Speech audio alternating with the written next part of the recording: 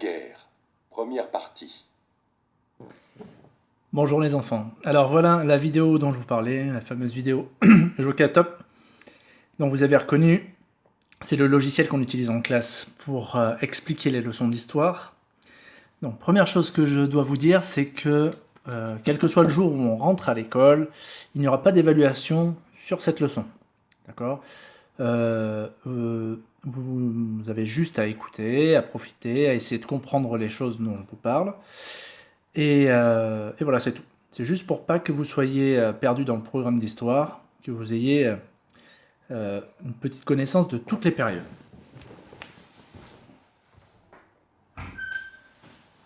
Alors, on va commencer.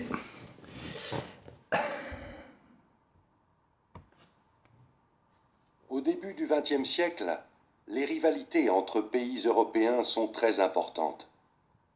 La France aimerait bien récupérer l'Alsace et la Lorraine, perdues contre l'Allemagne lors de la guerre de 1870.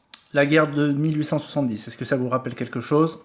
Si je vous dis la bataille de Sedan, là où Napoléon III était fait prisonnier, on en avait parlé lorsqu'on avait parlé de Napoléon III, et de la fin de son règne, lorsqu'il est prisonnier à Sedan. Donc c'est cette guerre perdue contre l'Allemagne, qu'on appelait la Prusse à l'époque, qui a fait que la France a perdu l'Alsace et la Lorraine. La France à l'époque, elle était comme aujourd'hui, mais moins ce petit bout-là. Et ça a entraîné une rancœur tenace de la France envers l'Allemagne. Ça veut dire quoi? Ça veut dire que la France en a beaucoup voulu à l'Allemagne. Pendant longtemps après, puisque là, au moment où on parle, on est en 1914, ça fait 44 ans qu'elle a perdu l'Alsace et la Lorraine, mais elle rêve toujours de se venger contre l'Allemagne, et on apprend déjà aux petits écoliers français à détester les Allemands pour ça, à leur dire qu'ils sont méchants, qu'ils ont des griffes, qu'ils mangent leurs enfants, qu'ils sont horribles ces Allemands, pour, euh, pour créer chez ces gens-là une haine des Allemands et les amener à faire la guerre. On continue. L'Allemagne cherche à étendre son influence et récupérer certaines colonies françaises. L'Empire d'Autriche-Hongrie. J'étais trop vite. L'Allemagne cherche à étendre son influence et récupérer certaines colonies françaises en Afrique. L'Empire d'Autriche-Hongrie souhaite conquérir de nouveaux territoires en Europe et plus particulièrement en Serbie. Mais la Russie protège la Serbie. Alors là, c'est un petit peu compliqué toute cette page, je résume vite fait. La France a des colonies en Afrique, c'est-à-dire des pays en Afrique qui sont elles. L'Allemagne n'en a pas beaucoup et aimerait bien en avoir plus et les piquer à la France. L'Autriche-Hongrie, un autre pays important d'Europe, aimerait conquérir aussi des nouveaux territoires, notamment en Serbie. Mais la Russie, elle, protège la Serbie et aimerait bien aussi avoir d'autres territoires. Tous les pays européens veulent avoir de plus en plus de territoires pour être les plus riches et les plus puissants. Mais le fait de tous vouloir la même chose, ça fait qu'on est rivaux. Et le fait qu'on est rivaux, ça peut amener une guerre, et c'est ce qui va arriver. Je vous montre où est l'Allemagne. À l'époque, oui, l'Allemagne est beaucoup plus petite aujourd'hui, ça doit être à peu près ça. Elle était beaucoup plus grande à l'époque. Et elle avait ce petit bout-là, donc vous voyez, la France n'est pas tout à fait la même. Je vous montre où est l'Autriche-Hongrie. Aujourd'hui, c'est séparé en plusieurs pays, dont l'Autriche et la Hongrie, qui a un immense empire à l'époque. La Serbie, c'est ce petit pays qui va être à l'origine du déclenchement de la guerre, vous allez le voir. Et la Russie, un immense pays aussi, qui est pas loin, vous voyez, de l'Allemagne et de l'Autriche-Hongrie. C'est très compliqué. Presque tous les pays d'Europe ont intérêt à faire la guerre à leurs voisins. Alors, chaque pays fabrique des armes. C'est la course aux armements. Ça fait déjà plusieurs années, voire dizaines d'années, que les pays fabriquent des armes en prévision de cette guerre qui pourra arriver. Parce qu'ils voient tous que leur voisin devient très puissant, et ils se disent si jamais il y a une guerre, je dois être le plus fort. Si je suis le plus fort, j'écraserai les autres. Le problème c'est que tous se sont dit ça. Tous ont fabriqué des armes de plus en plus performantes, destructrices. C'est la Première Guerre mondiale, où il va y avoir autant de morts, parce que c'est la première où il y aura des armes aussi destructrices. Avant, c'était à cheval, avec des fusils, mais qui tiraient un ou deux coups à la fois, beaucoup avec des sabres. Là, on va réussir à fabriquer des obus, des bombes, des avions qui vont lâcher des des bombes aussi, des mitrailleuses, etc., etc. Et tout le monde fait la même chose. On continue. Chaque pays cherche des alliés pour être le plus fort. Et ils se disent aussi, si j'ai des alliés, je serai plus fort que mon voisin. Si j'ai 2 ou 3 pays copains avec moi, on ne viendra pas m'embêter. Et là, encore une fois, tout le monde a la même idée. Le Royaume-Uni, la France et la Russie font une alliance. La France, vous voyez où c'est, le Royaume-Uni, hein, vous savez, c'est ici. Hop. Et la Russie, on l'a vu tout à l'heure, c'est là. Et cette alliance s'appelle... C'est la triple entente.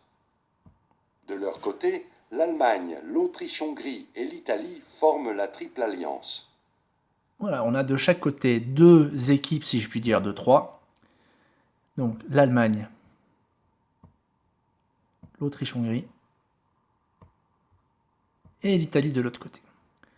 Je vais très vite, mais comme c'est une vidéo YouTube, vous pouvez faire pause quand vous voulez pour voir un petit peu plus longtemps ou même revenir en arrière. On continue.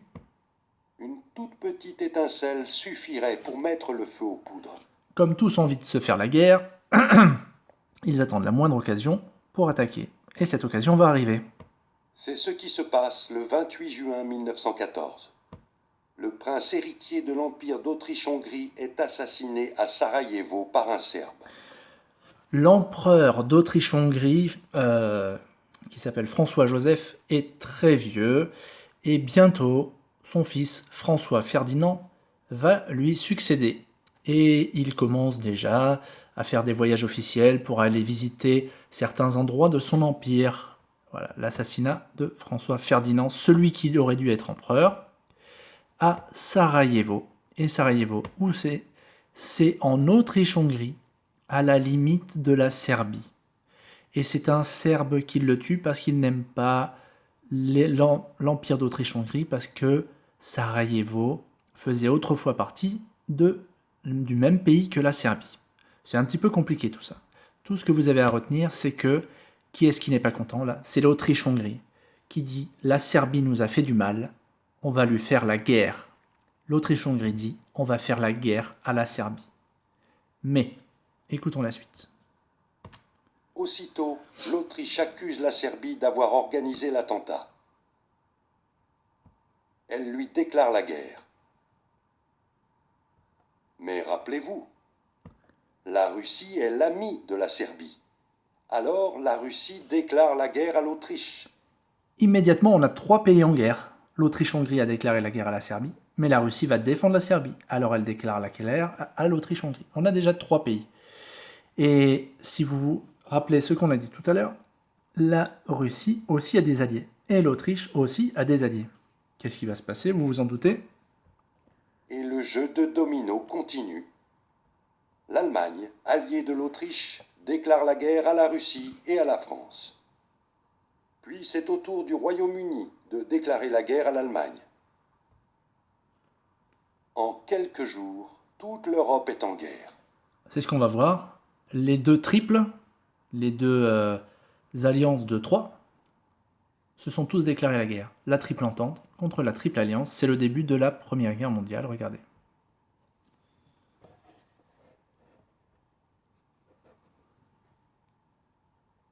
Le jeu des alliances. À la veille de la guerre, la France, le Royaume-Uni et la Russie décident de s'allier face à la puissante Allemagne. Cette alliance est appelée la Triple Entente. Pour ne pas rester isolée, l'Allemagne s'allie à son tour avec l'Empire d'Autriche-Hongrie et l'Italie. C'est la Triple Alliance.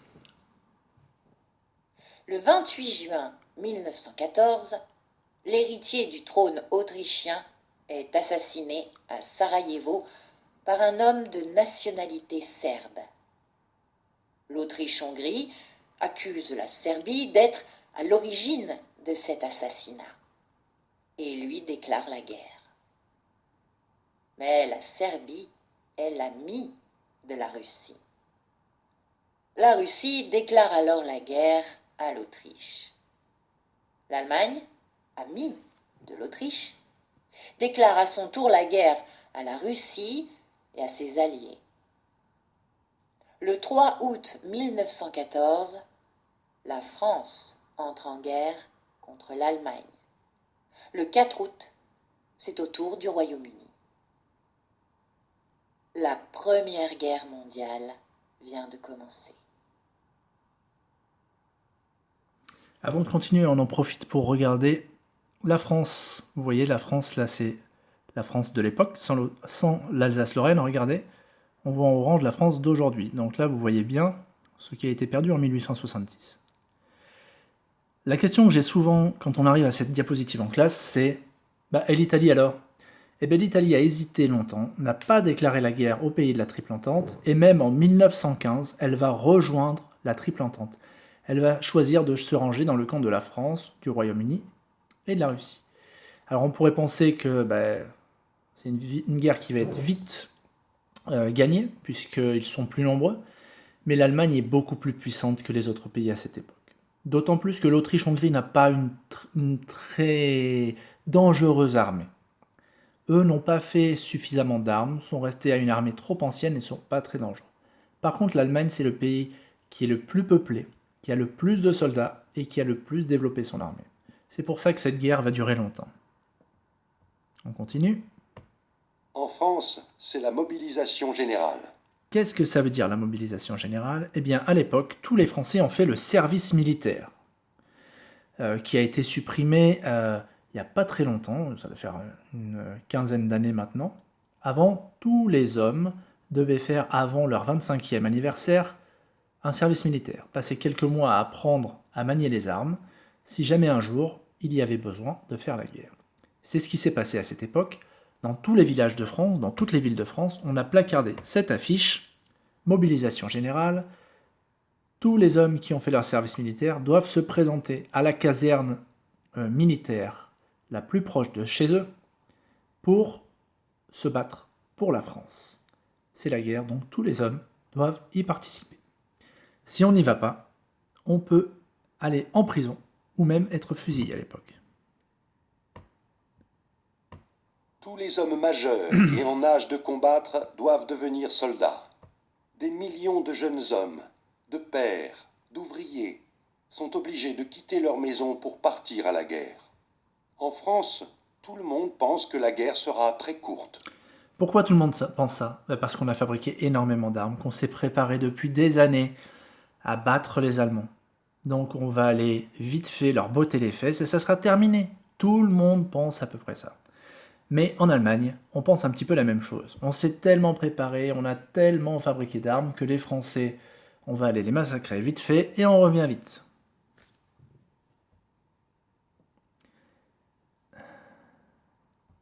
Nous sommes les plus forts. Nous serons bientôt à Berlin. Voilà ce qui est marqué sur les trains. À bientôt, vous inquiétez pas. On en sera bientôt à Berlin, on aura envahi l'Allemagne et on revient. Regardez maintenant le train des Allemands qui partent à la guerre. Mais chez les Allemands, c'est la même chose. L'ennemi est nul. Nous serons bientôt à Paris. Dès le début de la guerre, l'armée allemande surprend les Français. Pourquoi est-ce que c'est la grosse surprise? Vous allez le voir, parce que l'état-major français, c'est-à-dire les chefs des chefs de l'armée française, décident de mettre énormément de troupes. Où ça? À la frontière allemande, bien sûr, à la frontière entre la France et l'Allemagne. Et on attend les Allemands de pied ferme, ils ne passeront jamais. On a une armée bien entraînée, beaucoup d'hommes, beaucoup d'armes.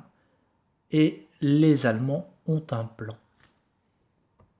Son idée est simple, attaquer la Belgique, aller très vite et encercler l'armée française qui attend les Allemands en Lorraine et en Alsace. Alors voyons ça sur une carte pour mieux l'expliquer. Les Français se mettent ici, vous voyez, là où il y a la souris. Ils amassent énormément de troupes en attendant les Allemands. Et les Allemands décident plutôt d'envahir la Belgique, ce pays-là, où il n'y a pas une armée extraordinaire, donc ils l'envahissent très vite. Ils passent par ici, Et le problème de la France, c'est que sa capitale n'est pas très loin de l'Allemagne, elle est par ici, Paris, et ils veulent aller très vite pour arriver à Paris, et une fois que Paris est tombé, la guerre est terminée, puisque c'est la capitale, c'est là où il y a le président, le gouvernement français. Si jamais Paris est envahi, la guerre sera terminée pour la France, elle devra annoncer sa défaite. Et tous les Français sont là. Alors que faire? Parce qu'à l'époque, on n'a pas les moyens d'aujourd'hui, des TGV, des avions pour revenir en masse, c'est pas possible. Les Allemands vont très vite, ils vont arriver à Paris, il n'y a plus beaucoup de temps, que faire? L'armée allemande ne rencontre aucune résistance. Forcément, il n'y a personne. Elle arrive rapidement aux portes de Paris, sur les rives de la Marne. La Marne, c'est un affluent de la Seine. Je ne sais pas si vous vous rappelez de ça, on l'a vu en géographie. Il faut arrêter les ennemis avant leur entrée dans la capitale. Mais il faut faire très vite. Le maréchal Joffre a une idée. Un des chefs de l'armée française. Tous les taxis de Paris sont réquisitionnés pour emmener les soldats se battre. Comment faire pour trouver un moyen de transport rapide et massif? Parce que les soldats, il n'y en a pas 15 à ramener, il y en a des milliers et des milliers. Ils décident de réquisitionner les taxis parisiens. À l'époque, les voitures sont très rares. Quand on veut se déplacer avec une voiture, on prend un taxi. C'est ça qui est en plus grande quantité. Il fait venir tous les taxis parisiens, tous, en Alsace-Lorraine. Et il leur fait faire des allers-retours pour ramener les soldats aux portes de Paris, au bord de la Marne, pour faire la bataille de la Marne. Les Allemands sont à leur tour surpris. Ils perdent la première grande bataille de la guerre, la bataille de la Marne. Chaque armée essaie d'avoir le dessus sur l'autre. Alors une fois les Allemands repoussés, ça n'est pas terminé. Ils continuent à attaquer. À l'endroit où les deux armées se rencontrent, une nouvelle frontière apparaît. Cette frontière s'appelle le front. Le front en 1914.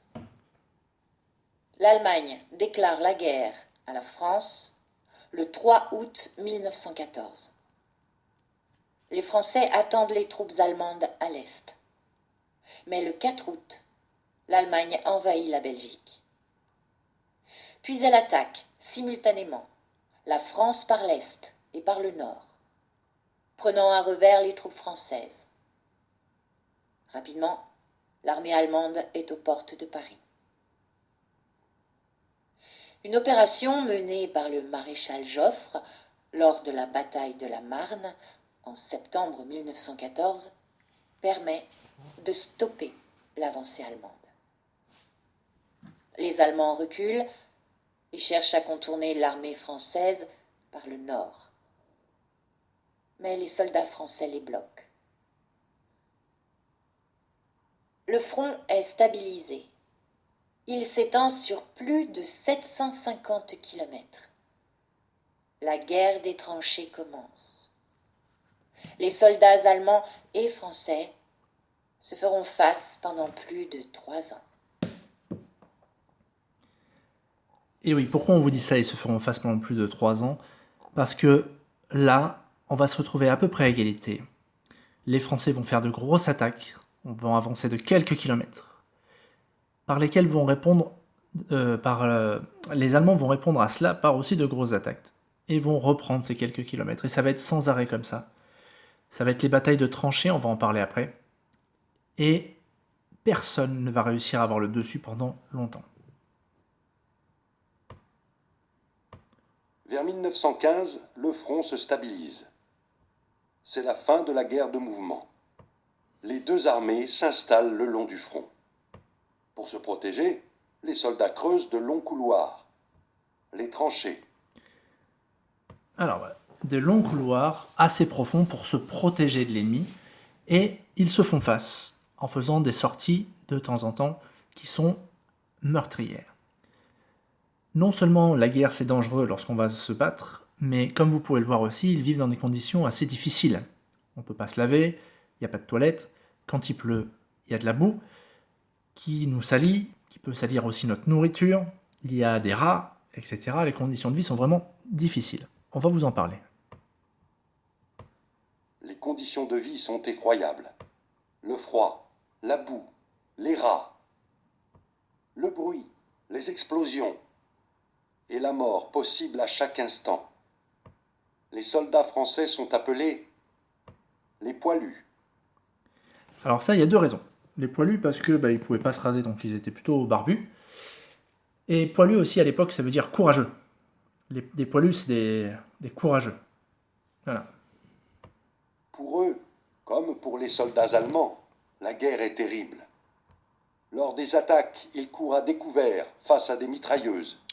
Je vais vous montrer cette image. Elle est un petit peu choquante, hein, vous n'êtes pas obligé de la regarder. On voit que dès l'assaut, dès que les soldats montent pour attaquer, certains déjà sont tombés, frappés par des balles de mitrailleuse. C'était vraiment la terreur des soldats de voir avancer alors qu'on tirait en face d'eux. Mais ils étaient obligés. Ils ne devaient pas fuir, c'était interdit. C'est ce que je vous ai appelé tout à l'heure des déserteurs. Si on fuit pour ne pas y aller, on est aussi condamné à mort. Les combats sont de véritables boucheries. Des milliers d'hommes meurent dans des attaques suicides. Les soldats écrivent de nombreuses lettres à leurs familles pour expliquer ce qu'ils vivent. Mais elles sont souvent censurées par l'armée. Censurer, ça veut dire quoi? Ça veut dire que l'armée enlève des choses dans la lettre. Soit elle brûle la lettre, elle ne la fait pas arriver, soit elle coupe des morceaux. Pourquoi? Parce qu'ils ne veulent pas que les Français qui ne sont pas à la guerre entendent que c'est aussi horrible. Sinon, ils ont peur que ces Français-là fassent une révolution. Ils ne veulent plus continuer à travailler, certains à l'usine, certains dans les champs, pour nourrir la population et les soldats.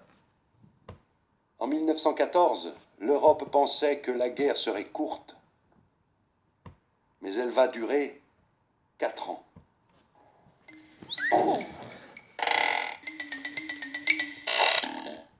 C'est la fin de cette première partie. Il y aura une deuxième partie donc, pour la Première Guerre mondiale.